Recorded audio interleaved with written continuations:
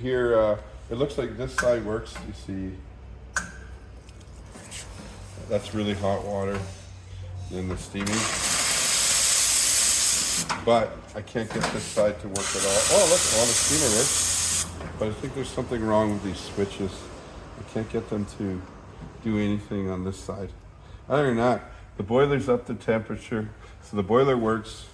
I think it just needs a little bit of work on this side and it should be a really beautiful machine.